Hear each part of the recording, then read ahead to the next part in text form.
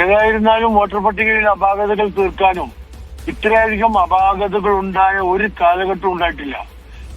Voter പട്ടികയെയും കുറിച്ചും ward വിഭജനത്തെ കുറിച്ചുമൊക്കെ 10,000-ലേറെ പരാതികളാണ് വിവിധ ഭാഗങ്ങളിൽ നിന്ന് വന്നത്.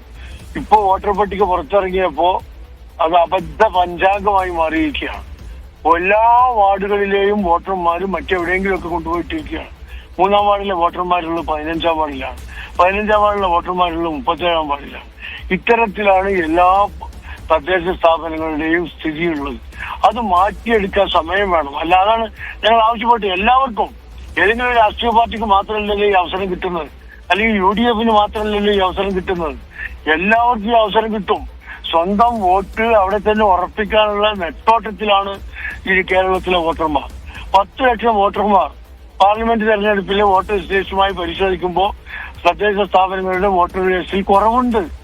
ഇതൊക്കെ കഴിഞ്ഞ 5 വർഷത്തിനിടയ്ക്ക് 18 വയസ്സ് പൂർത്തിയായവരാണ്, അതുപോലെ മാറ്റപ്പെട്ടവരാണ്, ഇല്ലാതായി പോയവരാണ്, ഒഴിവാക്കപ്പെട്ടവരാണ്. ഇവർക്കൊക്കെ തിരിച്ചു വരില്ല. ജനാധിപത്യത്തിന്റെ ആദ്യമായ വർഷന്റെ വോട്ടവകാശം നിഷേധിക്കുക എന്ന് പറഞ്ഞാൽ ജനാധിപത്യ വിരുദ്ധമല്ലേ? രാഷ്ട്രത്തോടും ഭരണഘടനയോടും ചെയ്യുന്ന വലിയ പാതകമല്ലേ? അതുണ്ടാകാതിരിക്കാൻ ന്യായമായ ഒരു ജനാധിപത്യ കീഴ്വാഴ്ച രാജ്യത്ത് ഉണ്ടാക്കാനാണ് വോട്ടർ പട്ടികയിൽ പേര് ചേർക്കാൻ മതിയായ സമയം കൊടുക്കുക എന്നത്. 2 ആഴ്ചയാണ് ഞങ്ങൾ മിനിമം പറഞ്ഞത്. അതും മതിയാകില്ല എന്നാണ് പിന്നീട് പരിശോധിച്ചപ്പോൾ ഞങ്ങൾക്ക് ഈ 7-ാം തീയതി അവസാനത്തെ ദിവസമായപ്പോ ഞങ്ങൾക്ക് മനസ്സിലാകുന്നത് 15 ദിവസം കിട്ടിയാലും മതിയാകില്ല എന്നതാണ്. എന്നിട്ട് 15 ദിവസം ആവശ്യപ്പെട്ടപ്പോ 5 ദിവസമാണ് തന്നത്. ഇപ്പൊ തന്നെ സൈറ്റൊക്കെ ഹാങ് ആണ്, കറക്റ്റാണ്. ആയിരക്കണക്കിന് വോട്ടർമാർ കൂട്ടത്തോടെ വന്ന് വോട്ട് ചേർക്കുകയാണ്. അതുകൊണ്ട് തന്നെ സൈറ്റ് ഹാങ് ആവും, ഉറപ്പാ.